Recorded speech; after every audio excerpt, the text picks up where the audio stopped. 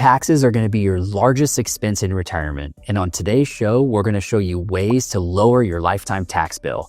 I'm Brad, host of the Retirement Planning Podcast, here with my man, Matt Callahan, and today we're talking taxes. Let's not tip the IRS and let's set you up for success.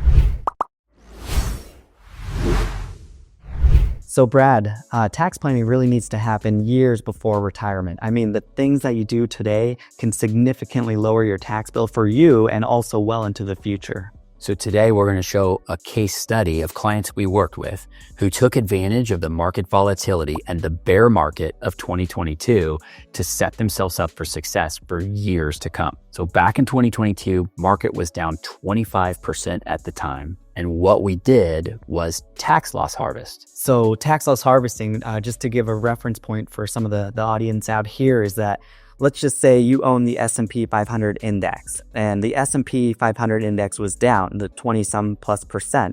Well, what you can do, and this is in your taxable account, so not in your retirement accounts like your IRAs or Roth IRAs, but what you can do in your trust or your individual account or your joint account is you can sell that holding, let's call it a VOO, so the Vanguard 500. And you can realize those losses. But what you'll want to do, and this is where the magic happens, is you want to replace that with something very similar. And what I mean by that, it has to be different enough. Work with your tax advisor to find out what's different enough of a fund. Your financial advisor. Right, or your financial advisor. And replace it with something like VTI, the total stock market. What this allows you to do is realize those losses, and we'll get to this in a second, but then when the markets inevitably come back, you get to participate in that upside by still being invested. So with these losses, you can do a couple of things. The first one is you can use $3,000 a year into perpetuity to lower your adjusted gross income each year. And then also you can use these losses to offset gains in the future too. So you may be able to realize gains in the future without paying any taxes. And that's where our case study comes in. We're going to show you how one couple realized a lot of losses and did tax loss harvesting during the most recent bear market, and how those losses are now coming out to really help them in the future as they're realizing gains completely tax-free. Let's jump in. We'll call them Sam and Wendy, great folks. In 2022, in their taxable account, we realized $444,000 of losses. You know what's ironic about this, Brad, is that the CPA was livid at this decision. We almost got fired. He thought we were idiots. Yeah, that's right. We're planning well into the future. We'll see how this plays out, but just know a lot of your tax advisors out there, they're doing fantastic jobs, but they're only looking at what's going on today, and they have your best interest in mind to lower the tax bill today. But really, we want to think outside the box and save you taxes well into the future as well. And the funny thing is she's loving us now. Yeah, that's right. All right, let's show why. So how did Sam and Wendy use the $444,000 of losses to their advantage? So going forward, like we talked about, we were able to reduce their adjusted gross income by $3,000 a year. But since they were transitioning into retirement the next year, we were starting to take distributions from their trust account to supplement retirement. So all the gains now that are coming out of that trust account are not being taxed at capital gains rates because we have all these losses to offset them. Right. Now, to be clear, Sam and Wendy, they had IRAs, they had Roth IRAs, they had taxable account, and they had a choice of which account should they take out of first. We did not want to take money out of the IRA because that would be taxed at ordinary income rates. We also didn't want to take money out of the Roth IRA because we're trying to grow it aggressively to use way down in the future to cover medical expenses or to be able to gift that to the kids. So that left us with a combination of using cash or taking distributions from the trust account, as Matt's explaining. And that brings up a good point with this. Part of their goals was to leave assets or leave a legacy to the kids. And with the new rules in place currently, the inherited IRAs, if the kids were to inherit these IRAs, they have 10 years to fully deplete these accounts, and it would be fully taxable. And their kids are successful, probably like a lot of yours, and you may be creating a tax time bomb for them where they're in high tax brackets and they're forced to take these dollars out. And so what we're going to explore later is with Roth conversions and how that can transfer tax-free wealth. Right. So fast forward to today for Sam and Wendy, they're living on about $100,000 a year. they're able to sell the gains in the trust account that have now occurred after the bear market of 2022. They're selling those gains completely tax-free, and they have years of income to live on because of those gains that they're able to realize tax-free due to the tax loss harvesting. So right now, Sam and Wendy are paying nothing in long-term capital gains tax, and they're finding themselves in the 12% tax bracket because they're able to keep their earned income so low. That sets them up for the second strategy that we want to talk about on this video. So fast forward into 2024, now we're looking for Wendy and Sam to do Roth conversions. And we were looking at a large Roth conversion for them of $100,000. And if we look at their tax projections, this is actually going to bump them into the 22% marginal tax bracket. So why would we want to take someone into the 22% margin?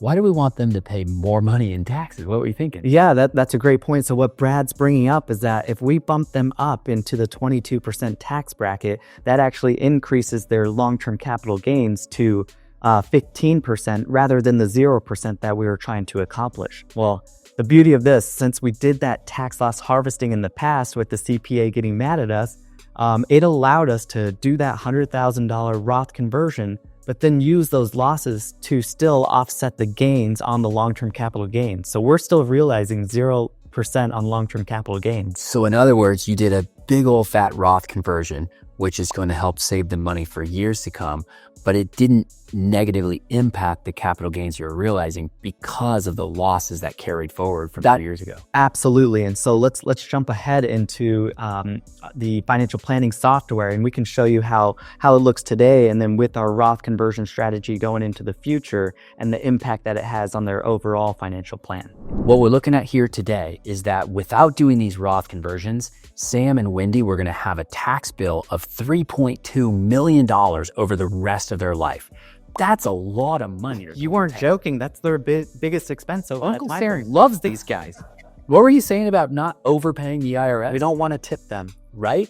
So let's show what happened when we did Roth conversions. So what we're looking at here, you'll notice some red bars pop up, and these are the estimated Roth conversions that we did with the $100,000 over each year.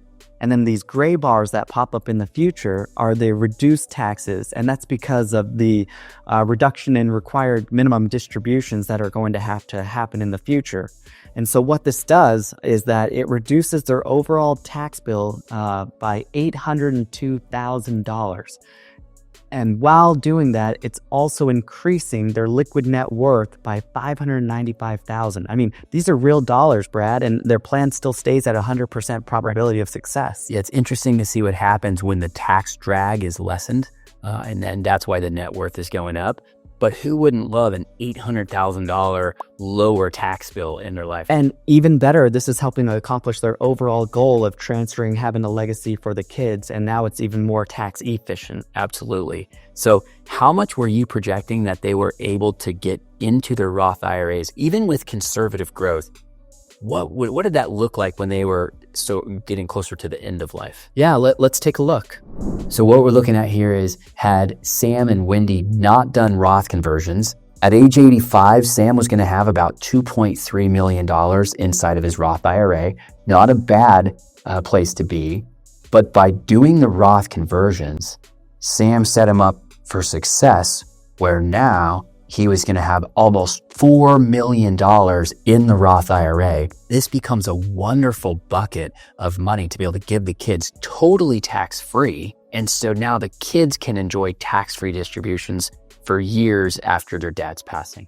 Yeah, that's great. And so another thing to piggyback on that is we're also reducing the IRA value, so less taxable dollars in the future. Because those required minimum distributions are lower because the account balance is smaller. That's right. So it's just a win all the way around. Zero long-term capital gains for years, setting themselves up to be able to do larger Roth conversions, again, to save hundreds of thousands of dollars in taxes.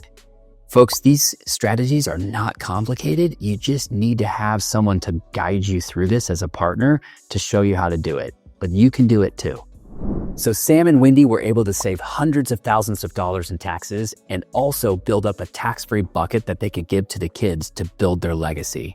But as you can see, these strategies are complex and you need a guide and a partner to help you navigate these situations. So if you want to explore how to not only save taxes today, but well into the future, give myself or Brad a call. We'd be happy to talk it out. Make sure to like and subscribe our channel, and we'll see you on the next one. Have a good one.